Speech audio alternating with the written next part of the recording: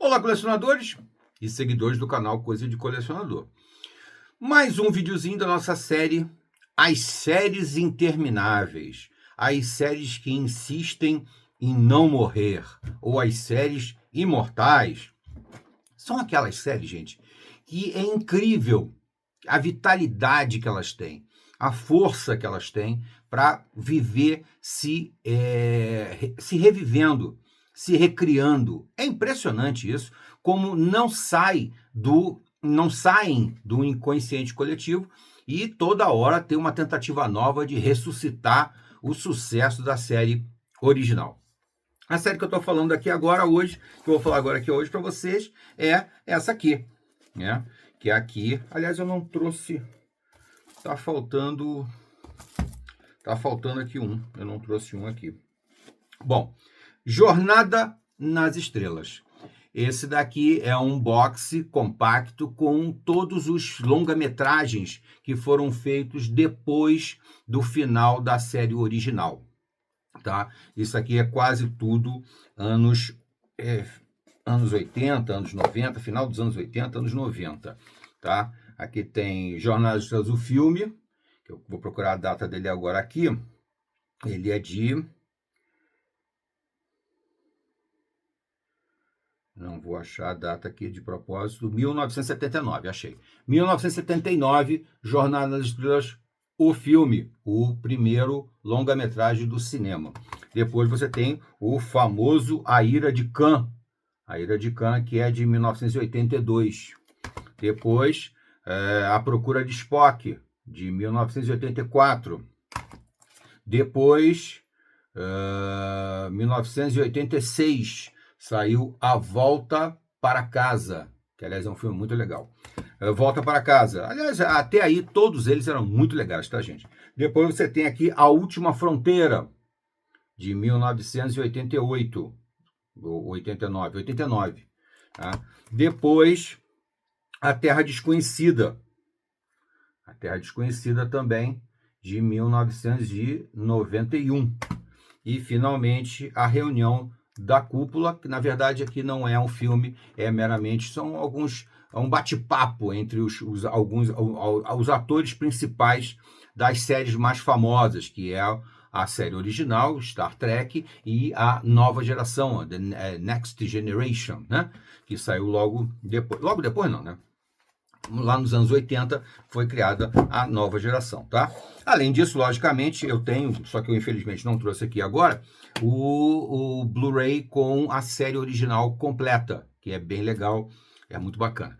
Logicamente, né? A série original é a mais emblemática de todas, aquela série, para quem não sabe até hoje, né? Porque logicamente tem pessoas que ainda não conhecem Jornada nas Estrelas, mas que é aquela série que mostra as viagens espaciais, as aventuras espaciais de uma nave no século 3000, mais ou menos, em que eles pesquisam novas vidas, novas civilizações, né? É uma nave basicamente de pesquisa e que se envolve em uma série de problemas que são muito mais problemas humanos do que da ficção científica.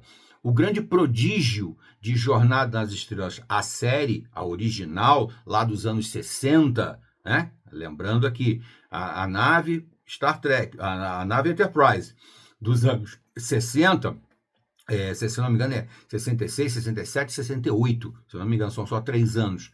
É aquela nave que tinha como comandante o capitão James T. Kirk e como imediato dele o famoso Sr. Spock, né? Além também daquele tripé maravilhoso, né, de Jornada nas Estrelas, que era o Dr. McCoy, o médico, né? Era emblemática demais esse triunvirar, porque eles se equilibravam muito. A série é praticamente apoiada nos três o tempo todo, durante os 3 anos, né? Onde existe o racional, o imensamente racional, lógico, né, do Sr. Spock, o totalmente emocional, totalmente humano, Dr. McCoy, e no meio o fiel da balança, o equilíbrio, que geralmente tem uma sagacidade enorme e navega muito bem entre as duas pontas, que é o capitão Kirk, né, o capitão James T. Kirk. Então, é uma série, gente, que talvez seja a mais emblemática nessa coisa de viver se revendo, se refazendo, né? Porque vocês veem, a série original é lá dos anos 60, mas nos anos 80 ela já surgia com uma nova roupagem, com uma nova ideia, mantendo só a proposta inicial de ser uma nave que navega pelo espaço desconhecido e conhecendo novas formas de vidas, né? E conhecendo,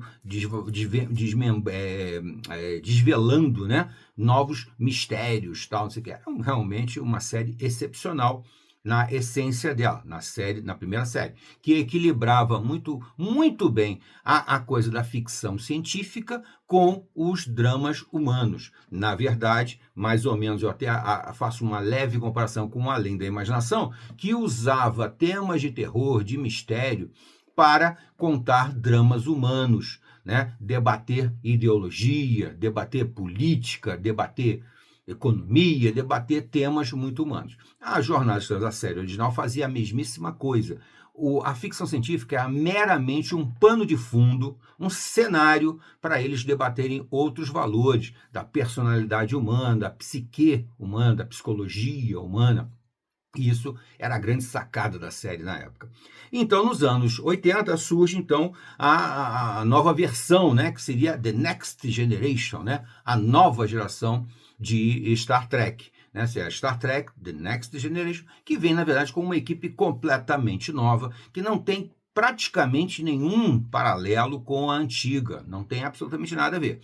Tanto é que, na minha opinião pessoal, é inferior, porque ela tem uma preocupação muito mais com a ficção científica, com a ficção fantástica, né? Ela já tem uma pegada muito mais exagerada, ela já vem muito influenciada por Star Wars, por Guerra nas Estrelas. Então já tem muito mais monstrinhos bonzinhos, as caretinhas, muita maquiagem, né? Muita gente de outros planetas e sempre mais esquisitos. Na série original, o exotismo não era um fator preponderante.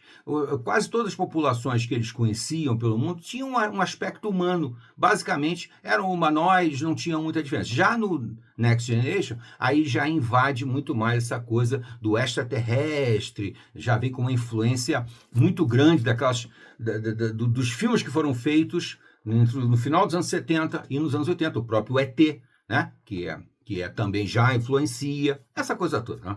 Então, na minha opinião, apesar da nova geração ter tido um público respeitável, muita gente ainda hoje admira a nova geração, mesmo aqueles que não são contemporâneos a ela, porque é lógico, a gente sempre quando analisa o nosso gosto por uma determinada época de uma determinada série, a gente tem que tomar cuidado para não ter a questão do valor emocional, né? O valor da descoberta. É bem difícil para uma pessoa se desprender dessa sensação que teve ao ver pela primeira vez alguma coisa. Essa sensação geralmente é muito forte e nos acompanha para o resto da vida. Então, quando eu tento fazer as minhas avaliações, eu que sou um fã de jornalista lá desde o primórdio, desde os anos 60, eu tenho sempre que procurar um equilíbrio, não sei se consigo, mas buscar um equilíbrio para não julgar apenas uma coisa como a melhor de todas e o restante todo é ruim. Isso a gente tem que tomar um certo cuidado. Eu procuro tomar esse cuidado, mas continuo dizendo que a série original é realmente imbatível, apesar de ela ter problemas, logicamente, de produção, né? Foi feito nos anos 60, tecnologia praticamente nenhuma, os cenários, aquela coisa toda. E outra coisa, ela sofreu muito com um problema de orçamento, né? Então a série original sempre teve muito dinheiro, muito pouco dinheiro para produzir os episódios. Então ficava sempre uma coisa muito simples. Compensava completamente com a qualidade das histórias, com as interpretações, o carisma dos atores, tudo isso aí somou para fazer a série original, para mim, ainda uma das melhores, tá? Mantidas as devidas proporções de época, tá? Isso é muito importante. Bom, e aí logo depois, aliás, antes do Next Generation, eu tenho que também citar aqui que chegou a fazer tamanho sucesso que fez a série, e a série é uma coisa engraçada, ela foi cancelada depois de 3 anos, quer dizer, em tese, enquanto ela estava sendo exibida, ela nem fez tanto sucesso assim, Porque ela foi cancelada depois de 3 anos, né? Senão ela teria continuado. Ela foi cancelada por falta de público depois do terceiro ano da série. No entanto, nas continuações das exibições dos episódios, foi atraindo cada vez mais público, e se tornou um fenômeno. São aquelas coisas que eu sempre falo do imponderável, do imprevisível, de um alinhamento de astros, uma coisa esotérica que faz uma coisa simples, barata, se tornar um fenômeno de comunicação. Jornada das Estrelas é esse caso. A série original é esse caso. Ela fez mais sucesso quando já tinha sido cancelada e muita gente começou a consumir. Outros países do mundo compraram a série, exibiram e se tornou um fenômeno mundial. Aí, logicamente, né, os produtores cedem para essas coisas e criaram uma série animada, um desenho animado não sei se é no final dos anos 70 ou início dos anos 80. É bem ali que a série animada começa a ser exibida e faz sucesso também. A série animada era bem legalzinha. Só que era uma animação daquela época, muito simples, hoje em dia bem cansativa de você assistir, né? Mas uma série animada de boa qualidade para aquela época, tá? Aí vem a Next Generation, nova geração, tal, que faz um buchicho bom, mas já entra com a expectativa de quem era fã de Jornada das Estrelas. E muitos órfãos, muitos se sentindo órfãos, começam a curtir a nova geração. Não é o meu caso. Eu, pessoalmente, nunca fui fã da nova geração, porque as histórias tinham uma pegada muito mais de ficção científica do que dramas humanos. E também porque carecia daquele carisma dos atores originais, tá? E dos personagens também, né? Eu sempre achei as atuações o perfil dos personagens um pouco frágeis. Eles não tinham aquela densidade, aquela força que tinha o Capitão Kirk, o Sr. Spock, o Dr. McCoy, não tinha.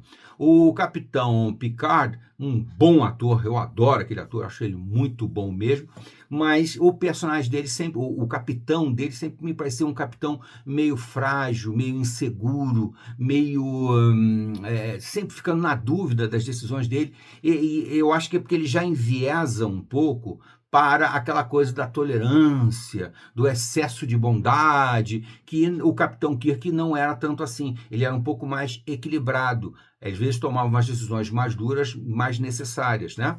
E o elenco de apoio do Capitão Picard, que era um bom ator, com um determinado carisma, não era ainda pior, era mais fraco. Então, para mim, essa continuação nova geração nunca me agradou. Eu nunca assisti muitos episódios, assisti apenas alguns e mantive assistindo a Jornada das Estrelas. Bom, aí logo depois surgiu o Deep Space Nine.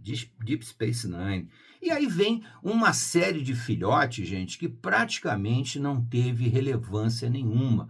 Não passavam de histórias de ficção científica em outros planetas e extraterrestres, e os efeitos especiais foram melhorando. Começou a surgir o computador, então começou a se fazer coisas mais sofisticadas, né? Então teve o Deep Space Nine, teve Star Trek Voyager, teve Star Trek Enterprise, com o nome da nave, teve Star Trek Discovery, tem coisa, gente, que eu nunca nem tinha ouvido falar, eu fui pesquisar para saber. Olha só, tem Discovery, que eu acabei de falar, Short Treks, nunca ouvi falar desse Star Trek Short Treks, Star Trek Picard, né, voltando a abordar o capitão da nova geração, Lower Decks, Prodigy e essa mais nova, que está aí, acho que até ainda está em produção, não foi cancelada ainda, Strange New Worlds, que vem a abordar o capitão anterior ao Capitão Kirk.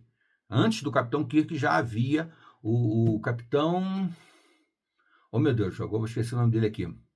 Que, na verdade, ele era apenas Ele foi criado apenas para o episódio piloto de Jornada das Estrelas, que não foi aprovado pela CBS, se não me engano é a CBS. Pela CBS não foi aprovado esse episódio piloto. Depois, esse episódio piloto foi aproveitado na série, já com o Kirk, com o Spock, com o McCoy, e foi inserido como se fosse um enredo, uma história, um arco de história dentro de Jornada das Estrelas. Então, aproveitaram ali e jogaram para lá, que seria, então, um capitão anterior. Aí criaram essa figura de um capitão anterior, que o Spock já estava, porque no piloto anterior que foi recusado, o Spock já era o primeiro oficial, mas não tinha o Dr. McCoy. O Dr. McCoy só surge quando surge o Capitão Kirk, né, quando o piloto é aprovado. Então aí em Strange New World eles vão contar as histórias da Star Trek com esse capitão anterior, que infelizmente o nome agora aqui está me falhando. Mas quem é fã de jornalistas sabe de quem eu estou falando. E Christopher Pike.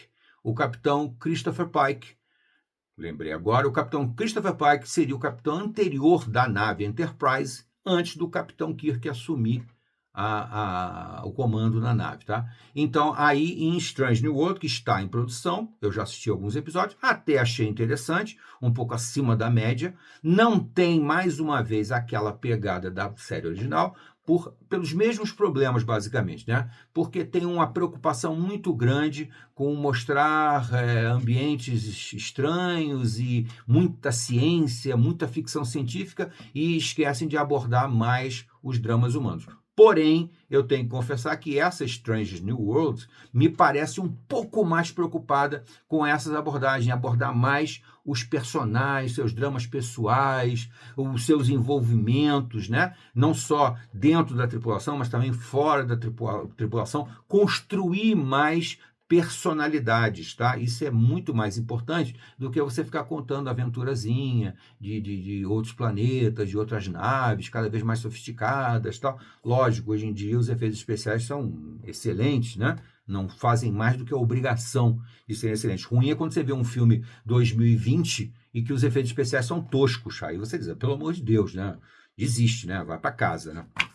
Então, só para vocês terem uma ideia de como é que é uma série que vive sempre sendo ressuscitada, ela não morre nunca. São, que eu brinco, né, as séries intermináveis. Jornal de Estrelas é uma série interminável da melhor qualidade, né? Por quê? Porque ela evoca uma série de coisas que nós não queremos deixar morrer. Apesar de que nem todo mundo consegue capturar a essência da série original, que é essa coisa dos dramas humanos, né? Das nossas questões existenciais, das nossas questões psicológicas, dos nossos medos, das nossas inseguranças, que a série original abordou muito bem, muitíssimo bem. O que mais me surpreendeu nessas eternas ressurreições de Star Trek, de Jornada nas Estrelas, foi, logicamente, esse longa-metragem aqui. Gente, que surpresa foi assistir esse longa-metragem aqui no cinema, na época que eu ainda ia ao cinema. Hoje em dia ninguém mais vai ao cinema, você vê tudo pelo streaming, né? Porque cada um de nós pode ter um cinema em casa com uma tela de 50 polegadas, 60 polegadas, tem até 70 polegadas já. Você vai adorar, vai curtir demais. Então, enfim, e aqui em 2009, se eu não me engano é 2009 esse filme, deixa eu ver se eu acho a data dele aqui, mas ele é 2009, o Star Trek, o primeiro filme do J.J. Abrams é 2009, se eu não me engano. Enfim, mais ou menos em 2009, porque eu não estou achando a data exata aqui, lançaram esse filme aqui, que era uma tremenda temeridade. Por quê? Você ia mexer com o ícone, você ia mexer com a série original de Jornada nas Estrelas. Meu Deus! Ou seja, fazer com um elenco completamente novo, você teria que recriar a série original. Meu, que desafio, gente. Eu, sinceramente, fico imaginando o J.J. Abrams e aquele pessoal que trabalhava com ele, que trabalhou também a mesma produção, né? A equipe de produção de Star Trek é a mesma equipe de produção do Lost, que já tinha funcionado muito bem na série Lost. E encarou o desafio de recriar a série original de Jornada nas Estrelas. Uau, né? Logicamente, ele usou de um pequeno artifício, ele criou tipo um multiverso, né? Um universo paralelo onde a coisa não acontece exatamente igual acontece na série original. Ele não quis assumir esse risco de, não, é tudo exatamente aquilo, só que eu vou fazer diferente.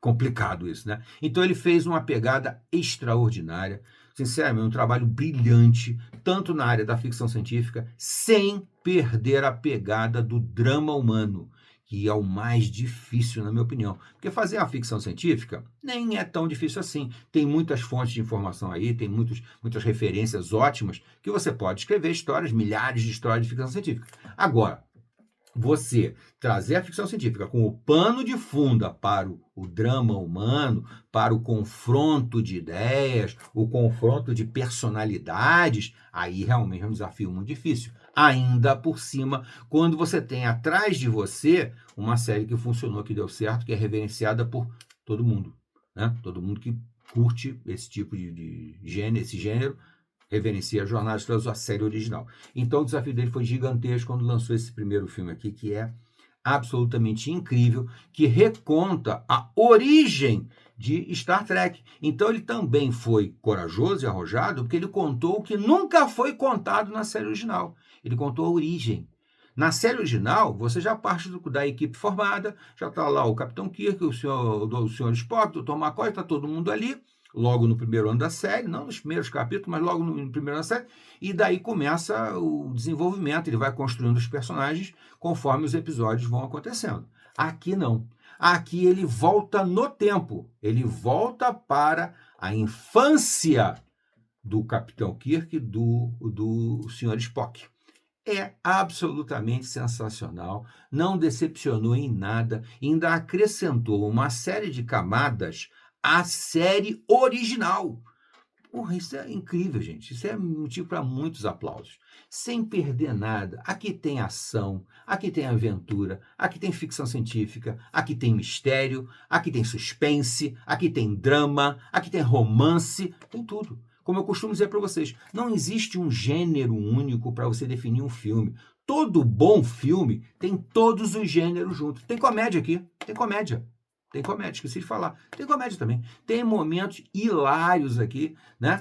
Muito divertido, de muito bom humor. Um humor inteligente, um humor picante, muito legal. Esse filme aqui foi um marco para mim. Ele é absolutamente sensacional, até porque eu sempre olhei a prévia do lançamento desse filme com muita reticência. Eu sempre olhei com, isso aí não vai dar certo. Até porque as séries todas anteriores de Jornada das Estrelas nunca me satisfizeram como fã. Todas elas eu achei legal, bacana, mas não é a série original. Legal, bacana, mas não é a série original. E assim foi durante, deixa eu ver aqui, ó. 1, 2, 3, 4, 5, 6, 7, 8, 9, 10.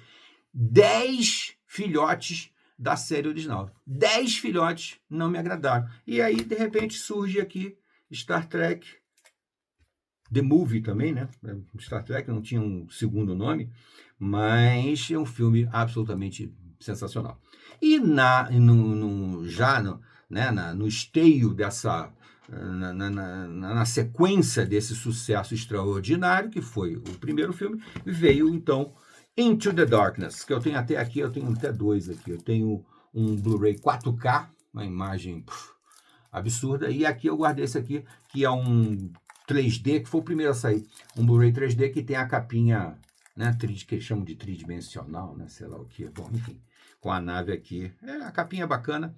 É um Blu-ray mais DVD, tal. É um Blu-ray 3D, mais DVD, mais Blu-ray normal e mais o 3D. Quer dizer, aqui você já tem o filme normal. E aqui, eu comprei agora, um pouco mais tempo, o 4K. Realmente a imagem melhora bastante. Logicamente, se você tiver um equipamento de televisor bem legal, um som também bem legal, faz diferença isso aqui sim.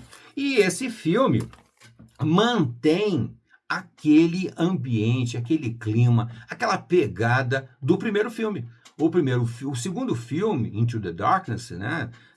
Como é que ficou em português? Não lembro mais. Na escuridão.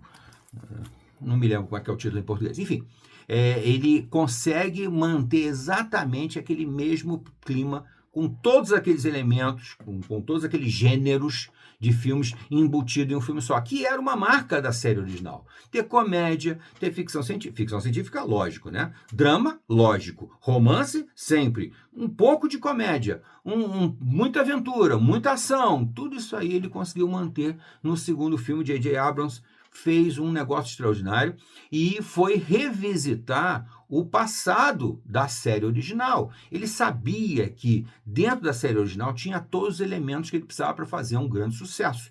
Fez no primeiro filme, evocando a origem da origem da série original, tudo bem, no universo paralelo, tal, mas ainda assim cabe totalmente dentro da ideia de a origem do Capitão Kirk, do Sr. Spock e do Dr. McCoy. No segundo filme, aí ele entra no universo propriamente dito da série original e vai mexer talvez no maior ícone de coadjuvantes, né, de personagens de episódio que ele podia mexer, que é o Khan, né? O Khan, que seria um grande vilão, um déspota, um tirano perigosíssimo que foi criado pela série original, né? E é um personagem muito importante, um episódio muito forte de Jornada nas Estrelas, que agora que chegou até, inclusive, na fase aqui dos filmes dos anos 90. Você não tem a dúvida que provavelmente a história que é mais lembrada por todo mundo que gosta da série Jornada nas Estrelas e que gostou desses longa-metragens aqui, que eu gostei na época, né, foi A Ira de Khan. A Ira de Khan é um filme extremamente marcante, até porque, né, traz a morte do Spock, né, tal. Então, isso aí foi uma pancada no estômago de todo mundo, e já era uma segunda visita, né, uma segunda presença do Khan, fazendo aqui, inclusive, ainda com o mesmo ator que fez a série original, que é oh meu Deus, acabei lembrando o nome dele, acabei de esquecer, Ricardo Montalban. Ricardo Montalban contracenando novamente com os personagens da Johnson, o William Shatner, o Leonard Nimoy, o DeForest Kelley, todo mundo ali, né, repaginado, né, com muita maquiagem, com muito truque de câmera, para parecer um pouco menos velho, né, porque já estavam bem mais velhos nessa época, e o Ricardo Montalban vai muito bem no papel, faz maravilhosamente bem. Logicamente, aqui não dava para ser o Ricardo Montalban, mas então escolheram um ator assim, absolutamente excelente, né? Deixa eu ver se eu acho o nome dele aqui, agora me faltou o nome dele. Deixa eu ver se eu acho aqui.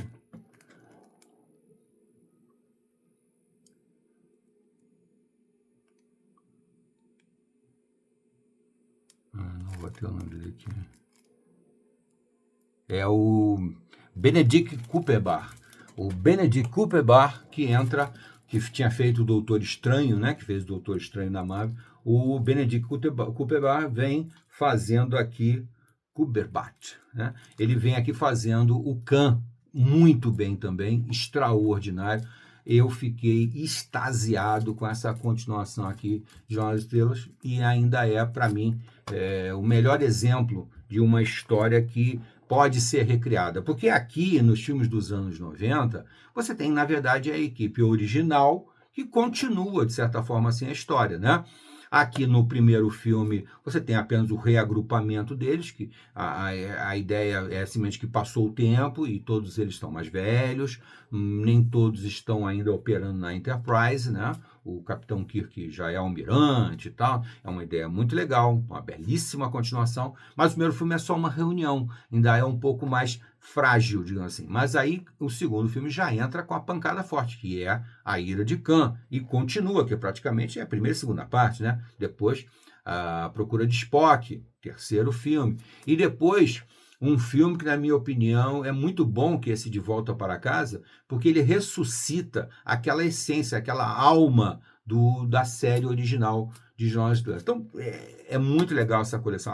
A coleção da série original é muito boa, a coleção dos filmes do cinema é muito boa, e esses dois filmes aqui, um de 2009, eu acho que o outro depois de 2011, e ele, se eu estiver errado na data, gente, vocês me perdoem, tá? Mas que eu tenho até duas versões aqui. Eu tenho a versão que saiu numa caixinha aqui, bem legal, do primeiro filme, e tenho aqui o outro, tanto na versão original, que saiu em 3D, e depois a original em 4K. Hoje em dia o negócio de 3D já era, né, gente? 3D é aquele negócio. Ele ressurge, daqui a pouco desaparece. Ressurge, depois aparece. 3D é uma coisa que não acrescenta nada, né? O que é bom é ter uma belíssima imagem, um belíssimo som, para dar mais para esse tipo de filme, que é um filme que tem muitos efeitos especiais e merece demais ser visto e revisto e visto novamente e etc. Tá bom, gente? Então fica aqui mais uma dica do canal Coisa de Colecionador para séries que insistem em não morrer. Séries intermináveis. Jornada nas Estrelas. Até a próxima.